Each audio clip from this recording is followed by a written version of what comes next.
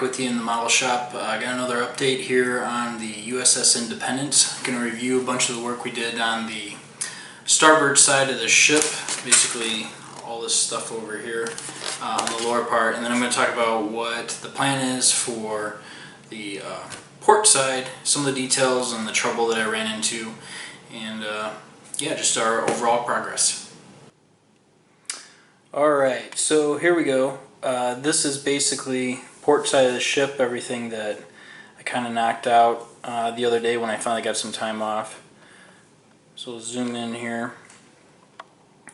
So these Photo-Etch doors I'd already installed earlier. Then I went ahead and put in this railing that you see there, some of the Photo-Etch metal around there, and along the bottom parts.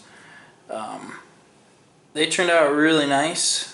I think for the most part they fit without too much trouble and ended up looking really good. That's all from the Dragon detail kit, and it's pretty easy. Basically the sections, even though they're long, have little spots kind of naturally built into them where it just makes sense to put it in the fold. Whoops, a little too much there.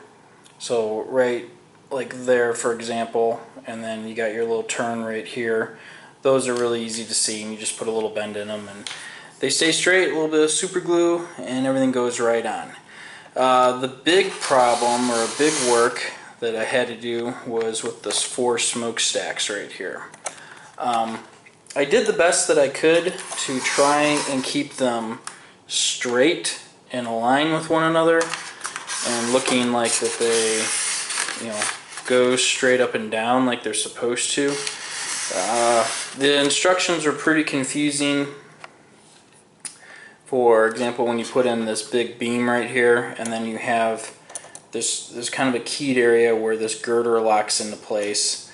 I had trouble here with this one right there, and I don't know if you could see that it basically doesn't totally touch the bottom down there. It doesn't go all the way to the deck, but it did on the other ones. And then you can see here on the top there's a little bit of a gap right there. The instructions were no help in determining if that was supposed to be that way. On the other ones they ended up pretty good. Yeah, and if I had slid it up to go to the top, you can see right up here, then there would have been a big gap down at the bottom. So since most of this is viewed from up above, the average person is going to look at the model like this, I decided I was not going to bother sliding that up.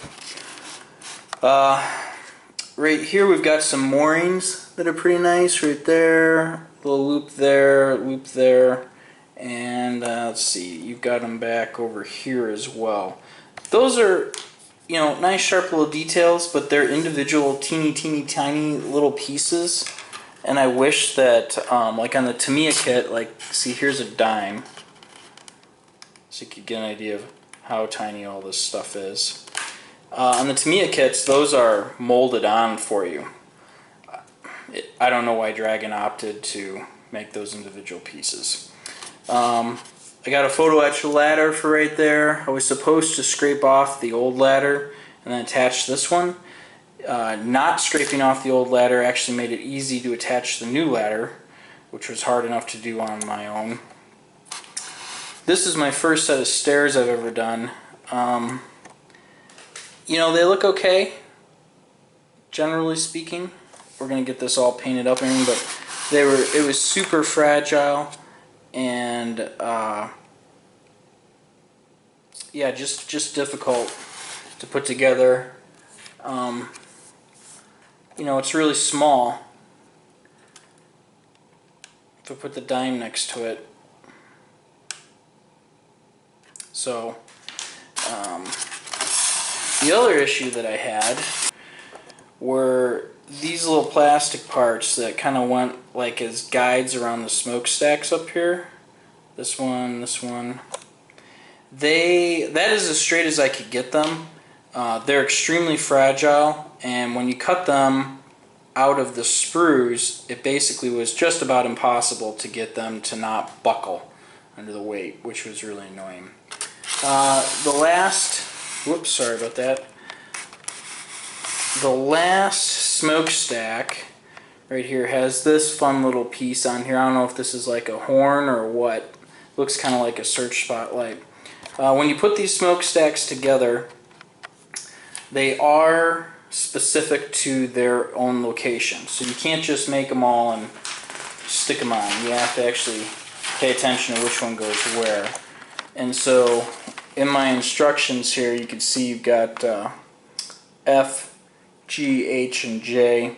I built them one at a time, and then if you go to the other side, you'll see right there, J, H, G, F, they tell you specifically where they're supposed to go. So I went ahead and did that one at a time so I wouldn't lose track. Ship's boat, one of them on this side. Pretty neat little detail. You have to add the rudder on the back, otherwise it's molded as one piece. Pretty stoked about that. Got some little details underneath that they give you to put in. So that's good. The only thing worth really noting here is these guys. There's a whole slew of these that go along the ship. I wasn't in the Navy, so I don't know if those are where you keep the rigging for mooring the ship, or if they're life jackets. I don't know. But I have an option in the dragging kit. Let me show you here. So hopefully you can make these out here. So these baskets right here, all along here, you could fold in a half U shape. See if I can zoom in on them. There you go. You fold in a half U shape, and then this is your end, basically. See the little circles there? And that's the end. And that is supposed to be those right there. So, and then right here. And then there's another little detail piece in the Photo-Etch that is provided that is supposed to be, you lay it on top of the basket so the basket looks empty and then the details are there. Anyway, I have entertained a handful of ways of addressing that, and I just decided I'm just going to paint these and put the kit supplied ones on because yeah, I think they look fine. I don't see what the big deal is, you know. So anyway, it's just a nice detail that they provide you with that I'm not worried about. Okay, so moving on here. Here we are on port side of the ship. Basically, this is going to be a big repeat. We got to put a big detail here. No smokestack, so there's some stuff that's happening right in here that I'll have to address with the instructions, and you get a couple of details back along here. The instructions are really bad for this whole thing. Basically, see, like for putting your moorings, we'll call it, that whole D9, J10, J11, if that's even correct, that's just like, hey, you're supposed to put that on the starboard side. That's the extent of the details for the instructions there. Up here, this is saying that's what goes on the opposite side. That whole section, you know, like M, J2. So this is what goes all on port. And then you gotta look at the blow-ups of each little thing to decide where those all go. So it's a little bit confusing, but that's the plan. So anyway, once we get that done, basically the lower half of the hull is done up into the flight deck, because this is how I'm going to finish it. I do have a bunch of details left up here on the bow. There's some little pieces that go here and some railing, and of course the guns and a piece that goes up in there. I am saving those until I'm done beating things up. Then what I'm going to do, this whole thing gets painted.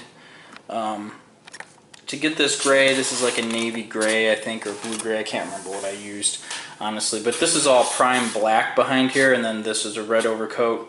And then my oh, what are we gonna call it here? Navy blue gray is what went on top of it. So it doesn't look the same unless you prime this all black. So this will all get primed black up here. Everything will get shot. I do want to do some weathering and detailing along here to liven up the ship a little bit. Then I think we'll go ahead and finish up these details here and the details in the stern area as well. There's a little bit of, I think I got to put up some railing here still. 50 caliber guns, a 5-inch gun. I don't know if you saw this in the previous one, I opened up that hatch door right there. That's a dragon feature. There's our closed door on the right, and then got that hatch door opened up there on the left. I thought that was kind of cool. I'll do that in a couple other little places. So anyway, then we are going to do a stand. The kit comes with a plastic stand.